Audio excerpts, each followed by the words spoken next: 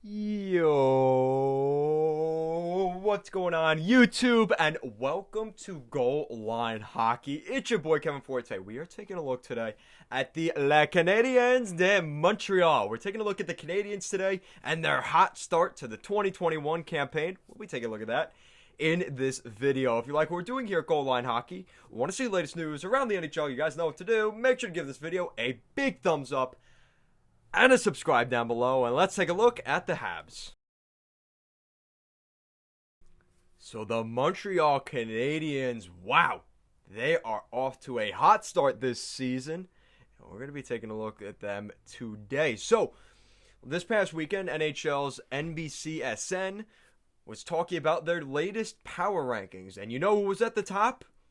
No, it wasn't the Colorado Avalanche. No, it wasn't the Vegas Golden Knights. It wasn't even the Tampa Bay Lightning either. It was the Montreal Canadiens. Wow. Now, I agree. I like the Montreal Canadiens in that top five. But number one, okay. We're going to look at their schedule so far and why I'm a little bit on the fence about them being number one, but we are going to give them the credit that they are having a hot start to this season. We'll be looking at that now. So, looking at their schedule so far, so their their season opener was in Toronto against the Toronto Maple Leafs. They lost that game 5-4 in overtime. It was a well-fought game. Then they would play Edmonton twice. They smacked them around 5-1 and 3-1. And then they did lose to Vancouver in a shootout, to be fair. They lost that one 6-5. But let's be honest, during the regular game, during the 60 minutes, Montreal was the better team in that game. And that's why I was a little bit worried about the Canucks for the preceding two games. And we're seeing that now. Vancouver would lose both those games to the Canadiens 7-3 and 5-2. So they would lose by 4 goals and 3 goals. It was a -7 in terms of goals for the Vancouver Canucks in those two games. Yikes. Now the good news is for the Montreal Canadiens, they're off for 4 straight days until they get home, and they're going to have a lot of home games. 5 straight home games against the Calgary Flames, the Vancouver Canucks again. Vancouver's like, please just stop killing us. We don't need this anymore. It's like that Simpsons thing. It's like, please don't kill him anymore. He's dead. Just leave him alone. That's how it looks. And then they end that homestand against the Ottawa Senators before going down to Canadian Tire Center to take on the Sens on the road. And then they come back home to take on Toronto and Edmonton. So you could say for the next little while, they're going to be home, which is good.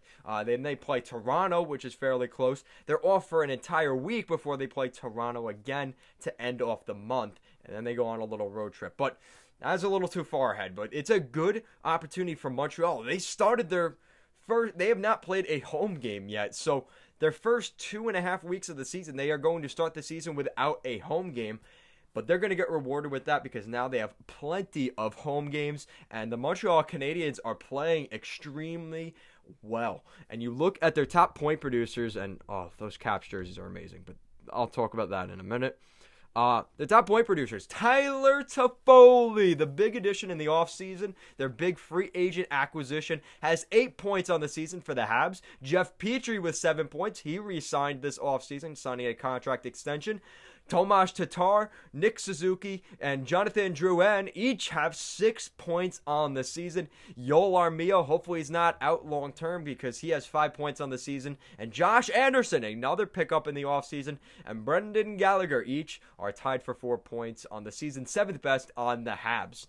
And then looking at their goaltending, and this is a little bit concerning. It may be an underlying issue here for the Habs. So, goals against average, let's take a look at Jake Allen first. He's doing well. He's got pretty much 2 goals per game against Jake Allen, which if the Habs score 3 goals a game and you give up 2, you're going to win those games. So a good start there for Jake Allen. He has a .907 save percentage.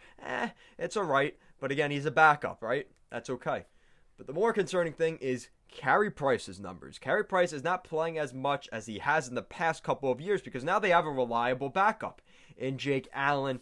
But Carey Price has not started off too great. He's got an over 3 goals against average at 3.14 goals against average right now, and a sub 900 save percentage and 893. So it's not an alarming stat, but that is something just to keep an eye on. And I'm not saying that I'm super concerned about the Habs right now because of their record.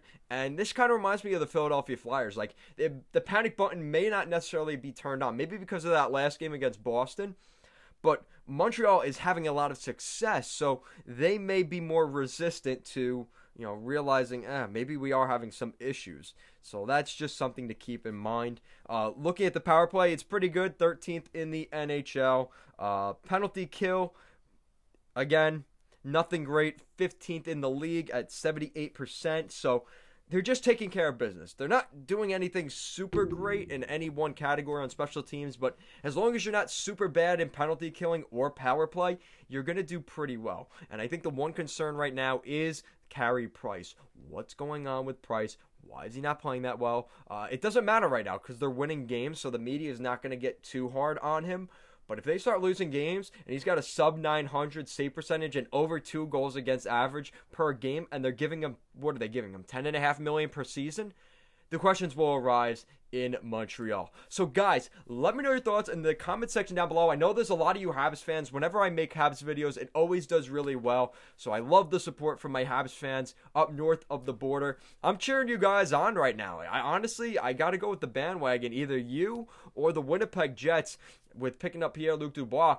You're looking like the two best teams in that North Division right now. So, guys, let me know your thoughts in the comment section down below. Do you think Montreal will win the North Division in the 2020 NHL season? Do you think that's going to happen? Or do you think Toronto, Calgary, Winnipeg will get that spot? Let me know your thoughts down below.